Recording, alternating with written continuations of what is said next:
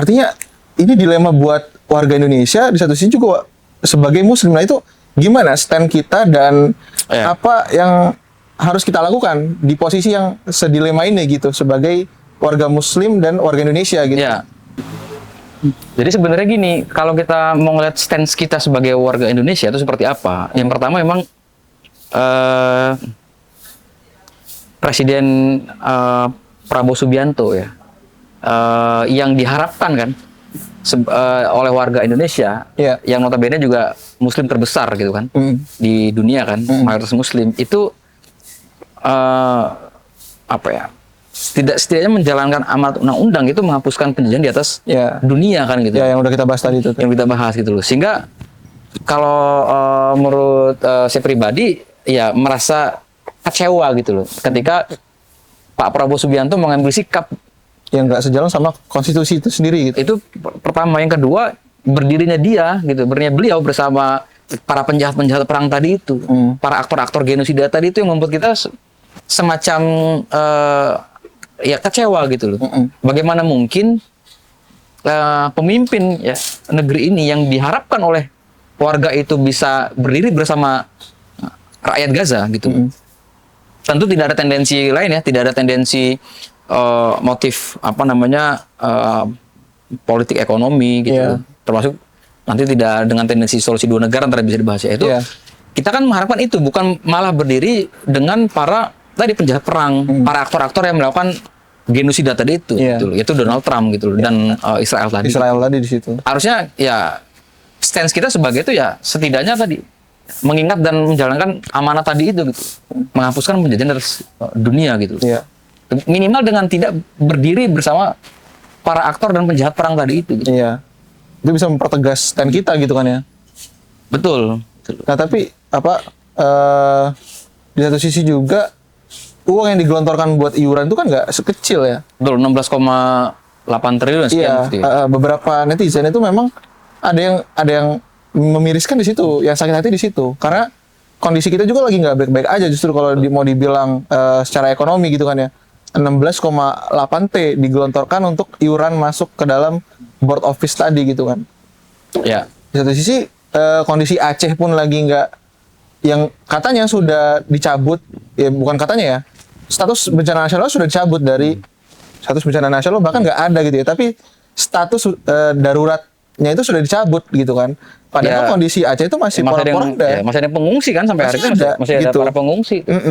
Dan beberapa daerah juga banjir segala macam gitu kan ya. Kemudian belum lagi kalau kita mau bahas MBG sendiri memakan APBN yang harusnya dialokasikan kepada pendidikan. Akhirnya terjadi kejomplangan antara gaji SPPG MBG dengan guru honorer yang harusnya kalau mau dibandingin harus lebih tahu lah prioritasnya harus kemana gitu kan ya. Nah ini juga mirisnya di situ gitu. Iya, karena tadi ya ketika negeri ini juga sedang dalam kondisi yang nggak baik-baik aja. Kondisi yang mungkin tidak baik-baik saja kan gitu. Kita ngelihat ada bencana di Sumatera Barat, Sumatera Utara dan Aceh itu kan harusnya bisa memfokuskan kan gitu ya. Ke situ dulu gitu. Bisa memfokuskan. Ini sebenarnya kita bukan dalam menyudutkan. Iya, dan kita tidak sedang dalam kerangka mementingkan bangsa ini, bukan gitu loh.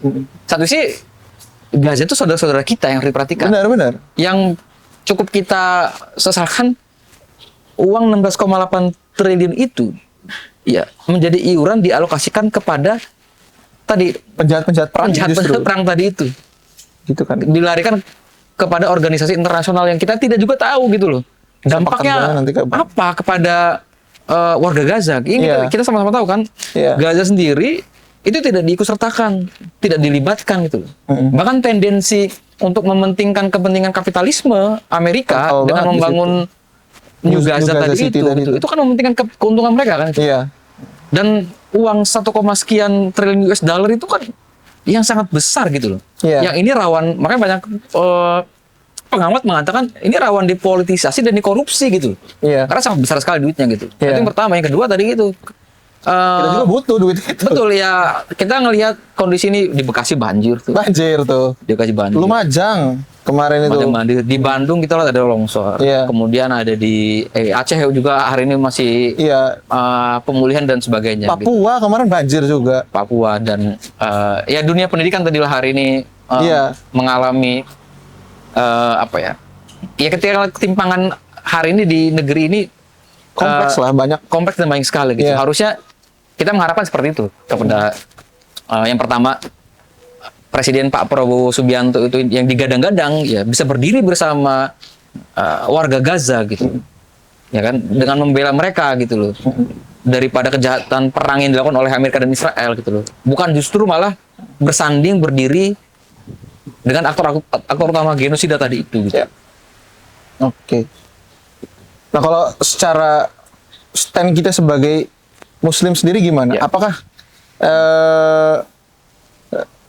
Board of Peace ini memang bisa jadi harapan untuk warga Gaza itu sendiri gitu? Iya.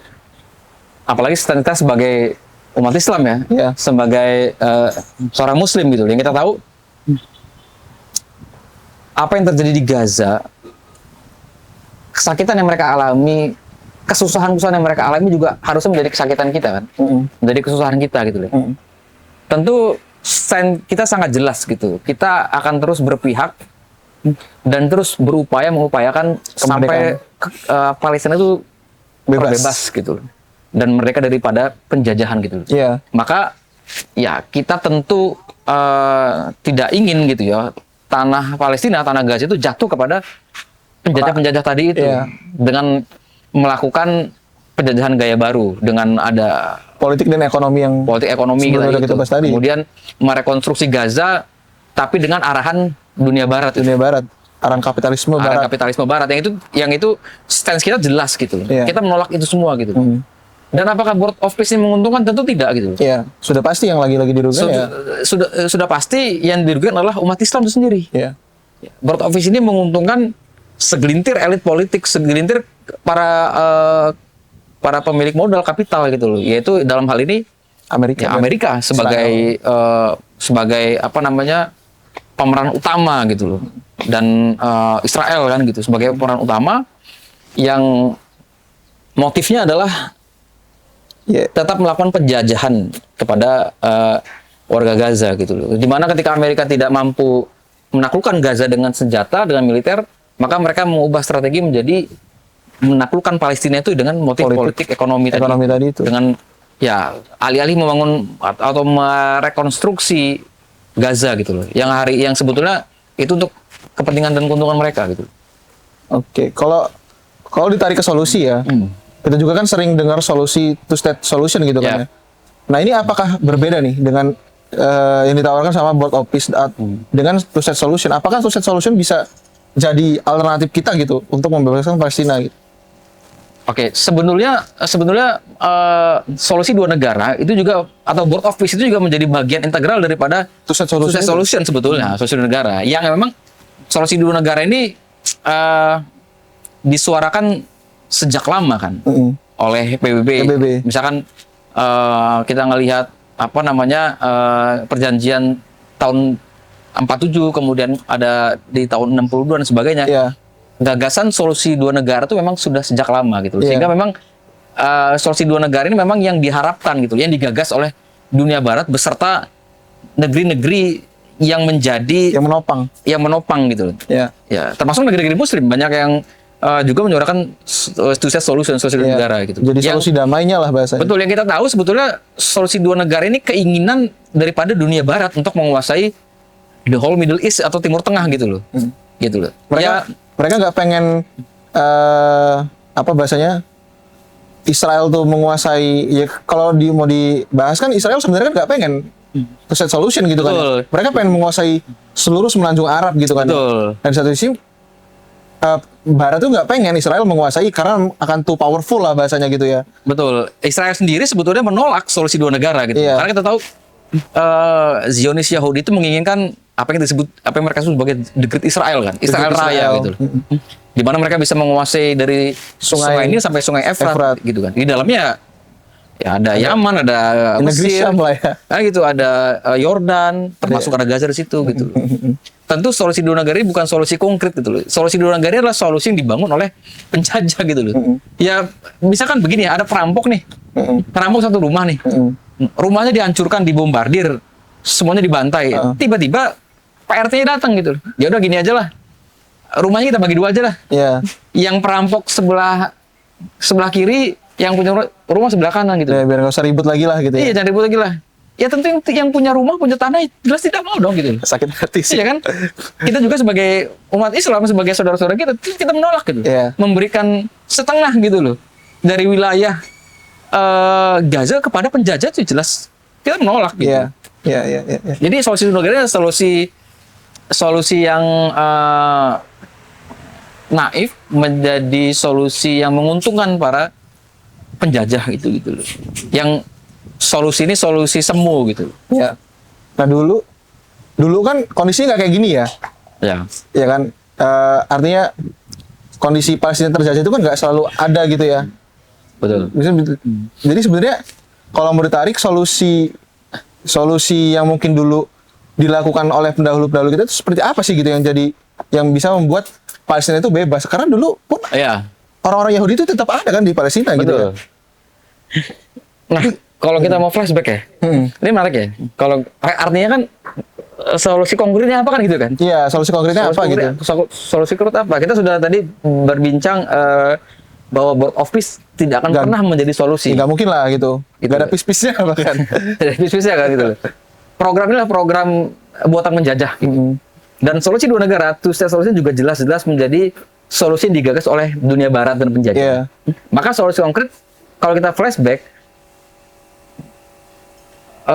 penjajahan yang dilakukan oleh Zionis Yahudi, yang di-backup oleh dunia barat, ya. Dulu ada Inggris, ada Prancis, yang kemudian digantikan oleh Amerika kan. Itu terjadi ketika dulu Palestina tidak lagi dinaungi oleh pemimpin politik global. Pemimpin politik global. Pemimpin politik global dalam dunia Islam. Nah ini yang mungkin orang juga Ini jadi awal mula. Jadi kapan mungkin ya?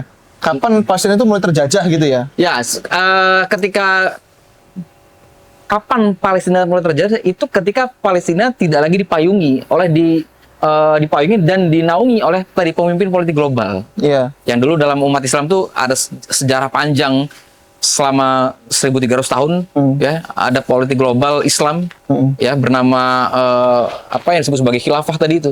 Nah, Palestina terjajah itu ketika saat itu khilafah Utsmani dihapuskan oleh Inggris kan. Sejak saat itulah terjadinya atau tadi aneksasi. Iya, terjadi perjanjian Balfour. Betul, kemudian Sykes-Picot dan invasi Israel. Iya, iya. Kemudian ada Zionis Yahudi mulai membangun negara di situ. negara di situ gitu loh. Nah, maka yang menjadi solusi konkret ketika ditanya Kalau kita flashback lagi ke flashback belakang. lagi, tentu solusinya harus datang daripada solusi politik dan militer juga. Gitu. Ya, ini misalkan kita analogikan ya. Ketika tadi perampok merampok sebuah rumah, Iya. anggota keluarganya dibantai dan sebagainya, Pak RT-nya malah mendukung si Pak RT perampok. mendukung. Pertanyaannya, apakah kita cukup memberikan obat-obatan? Kan tentu tidak kan. Iya. Misalkan tadi itu dibantai gitu kan, Iya. dibombardir lah gitu. Iya. Solusinya ternyata tidak cukup sekedar memberikan obat-obatan, bantuan logistik, Iya. itu bagus ya. Iya. Tapi apakah menyelesaikan? Itu tidak gitu loh. Solusi seperti apa? Solusinya adalah dengan mengusir perampok tadi. Iya, iyalah. Iya kan betul kan? Iya, Secara iya. logika kan solusinya mengusir perampok tadi dari rumah tadi kan gitu. Iya, kalau itu rumah gua misalnya ya. Nah, itu kan. Ya gua nggak mau lo datang ngasih obat aja gitu kan, enak aja. Ini gitu. perampoknya masih di sini gitu. Perampoknya masih di situ gitu. Iya. Maka langkah konkret harusnya secara logika perampok harus diusir kan gitu. Iya, benar. Kan gitu ya. Uh-huh. Nah, mengusirnya dengan apa? Mengusirnya juga harus dengan kekuatan gitu loh. Tidak dengan diplomasi, tidak dengan perundingan gitu loh. Mengusirnya pun harus dengan menggunakan kekuatan. Sebagaimana hari ini Zionis Yahudi Israel itu membombardir Gaza, Palestina dengan kekuatan politik dan militer, maka solusinya juga harus lahir daripada solusi politik dan militer untuk bisa mengusir Zionis Yahudi tadi itu gitu loh. Yang ini dulu ya terjadi gitu loh. Selama kepemimpinan tadi politik Islam global tadi selama 1.300 tahun tadi dinaungi oleh kepemimpinan politik dan militer secara global gitu. Iya, pasti Dulu bisa tatanan aman. dunia Islam berada satu di bawah kepemimpinan global gitu. Nah, ketika itu dihapuskan, terjadilah aneksasi yang terjadi di Gaza, di Palestina itu gitu. Dan dampaknya bukan cuma ke Gaza ya. Dampaknya bukan cuma ke Gaza. Kita hari ini menyaksikan dunia Islam terjajah kan. Bukan cuma Gaza kan? Ya, ya secara militer mungkin secara ini ya Gaza ya. Gaza gitu loh. Tapi kalau kita dunia Islam kan ada Rohingya kan? Iya ada. Ada Uyghur. Kemudian ada Sudan. ada Sudan, ada India kan? Ada Bangladesh, Ada Pakistan. Bangladesh, Pakistan. Itu semua dalam kondisi terjajah gitu. Nah, apakah solusinya hanya sekedar diplomasi? Saya pikir tidak ya. Ya. Belum ntar kita bicara soal sekat-sekat negara bangsa dan sebagainya, itu cukup menarik. Maka Artinya- solusinya kalau menurut kita sebagai umat Islam, ya penjahat ini ketika melakukan penjahat militer ya dengan kekerasan, ya dengan politik dan militer, maka ini harus datang dari solusi politik dan militer juga gitu. Artinya harus turun pasukan ke situ. Betul, harus ya mau tidak mau kan gitu. Nah Harus ini, mengirim militer gitu. nah ini kalau bahas sekarang ya ini tugasnya siapa? Nah ini menarik nanti tugas. Karena kalau kebayang kan kayaknya sporadis banget ya tiba-tiba harus militer, artinya harus turun pasukan ke situ kan gitu. Tapi pertanyaan selanjutnya adalah mungkin caranya gimana gitu ya? Betul. Caranya gimana gitu? Karena Bagaimana mungkin mewujudkan tadi ya? Iya. Mewujudkan kepemimpinan politik militer secara Iya. global yang dulu pernah terjadi kan gitu. ya dan secara efeknya apa ketika nanti mungkin Palestina bebas gitu ya? Efeknya mungkin kan akan lebih besar bisa ke umat Islam yang lainnya juga gitu. Betul.